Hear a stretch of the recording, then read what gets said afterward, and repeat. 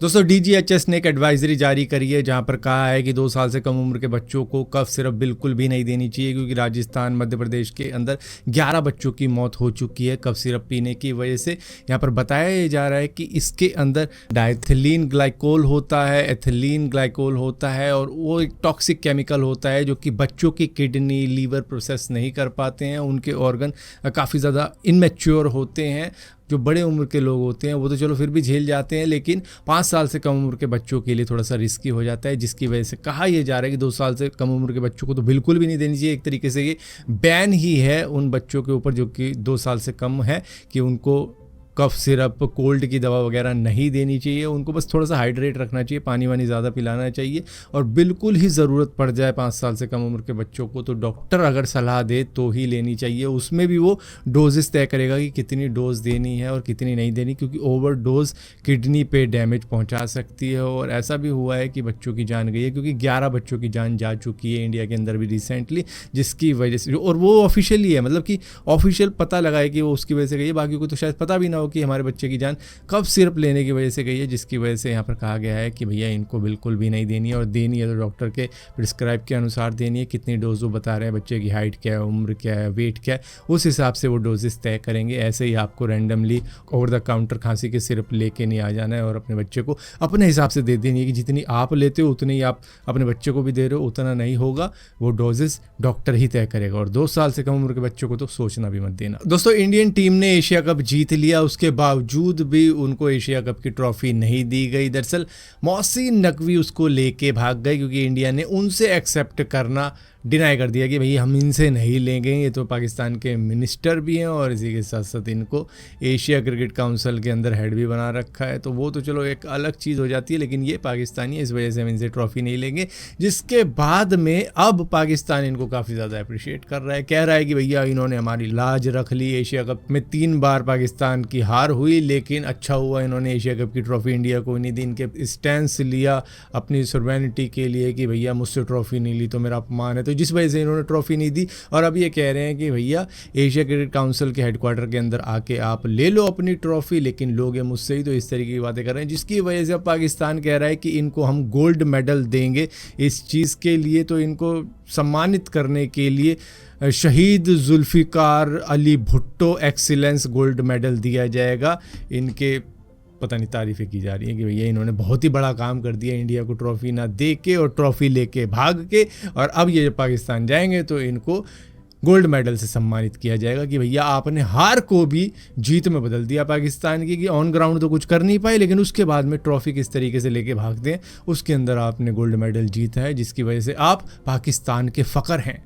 आप फ़ख्र हैं पाकिस्तान के। तो ये तो बात पता लग गई है कि ऑपरेशन सिंदूर के अंदर भी हारने के बावजूद भी किस तरीके से आसिम मुनीर को फील्ड मार्शल बनाया जा सकता है और कहा जा सकता है कि आप पाकिस्तान के फ़ख्र हैं, आप कौम के फ़ख्र हैं। फख्र है, ये कौम के फख्र है, कौम के फख्र, कौम के फख्र है। और इसी तरीके से अब ये एक और फ़ख्र आ चुका है मोहसिन नकवी, जिनको पाकिस्तान के अंदर गोल्ड मेडल दिया जाएगा ट्रॉफी चुराने के लिए। दोस्तों यूएस गवर्नमेंट टेम्परेरी शटडाउन हो चुकी है, जहां पर ये शॉकिंग खबर है कि यूएस की गवर्नमेंट की सर्विसेज शटडाउन हो गई है, यूएस गवर्नमेंट शटडाउन हो गई है। हुआ क्या है, दरअसल होता क्या है कि जब भी आप इस वर्ड को सुनोगे कि यूएस गवर्नमेंट शटडाउन हो चुकी है, इसका मतलब ये है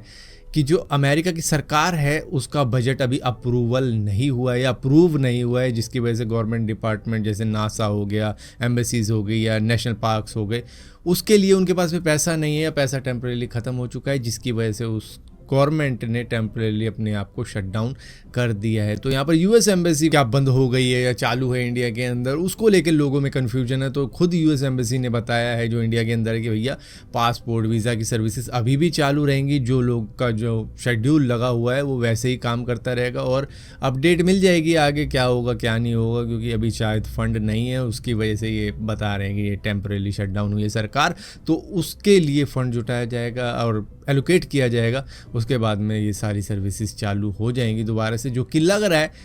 चालू नहीं है, लेकिन हाँ यूएस एम्बेसी इंडिया के अंदर चालू है। बाकी यूएस में क्या हो रहा है वो जाने। हालांकि होती कुछ चीज़ें ऐसी हैं कि जब इनके पास में बजट कम होता है तो ये गवर्नमेंट के नॉन एसेंशियल ऑफिस को टेम्परेली बंद कर देते हैं कि भैया उनकी फ़ी कैसे देंगे या सैलरीज कैसे देंगे अपने एम्प्लॉयज़ की। जो एम्प्लॉयज़ होते हैं, गवर्नमेंट एम्प्लॉयज़ होते हैं, वो अनपेड लीव पे भी चले जाते हैं। इसी के साथ साथ एसेंशियल सर्विसेज जो होती हैं, पुलिस की होगी, हॉस्पिटल की होगी, आर्मी की होगी, वो चालू रहती है, उन पे कोई भी इफेक्ट नहीं पहुंचता। लेकिन जो नॉन एसेंशियल है उनको बंद कर दिया जाता है। तो शायद वही सिचुएशन चल रही होगी यूएस के अंदर इस वक्त में। दोस्तों, चाइना ने अपने गुंजियाओ प्रोविंस के अंदर हाओजियांग ग्रैंड कैनियन ब्रिज ओपन कर दिया है, जो कि दुनिया का सबसे ऊंचा ब्रिज है। इसकी अगर हाइट की बात की जाए तो ये 625 मीटर की ऊंचाई पर बनाया गया ब्रिज है, जो कि होता है करीबन 2050 फीट। और ये एक सस्पेंशन ब्रिज है जो कि 2.9 किलोमीटर लंबा है, यानी कि 420 मीटर का ये ब्रिज है। और इसको इन्होंने 3 साल के अंदर अंदर बना दिया है। मतलब कि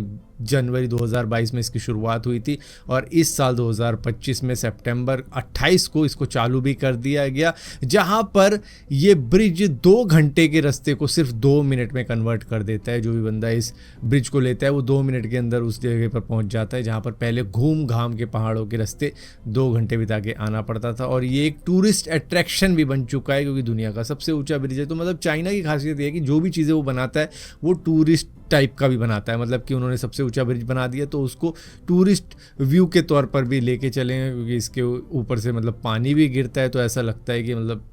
वाटरफॉल है, क्या है पता नहीं कैसे किया है, क्या इंजीनियरिंग है मालूम नहीं, लेकिन पानी गिरते हुए बड़ा अच्छा लगता है और अलग सा लगता है। और वहीं पर इंडिया के अंदर दार्जिलिंग के अंदर एक बहुत ही पुराना ब्रिज ढह चुका है, क्योंकि वहाँ पे भारी भरकम बारिश हो रही थी, इसी के साथ साथ फ्लड आ रहा था, लैंडस्लाइड हो रही थी, और वहाँ पर कई सारे लोगों की जान भी गई है, क्योंकि बीते कई दिनों से बारिश भी हो रही थी। और हिमालयन पूरी बेल्ट के ऊपर ऐसा हो रहा है जहाँ पर बारिश हो रही है, जहाँ पर नेपाल, सिक्किम,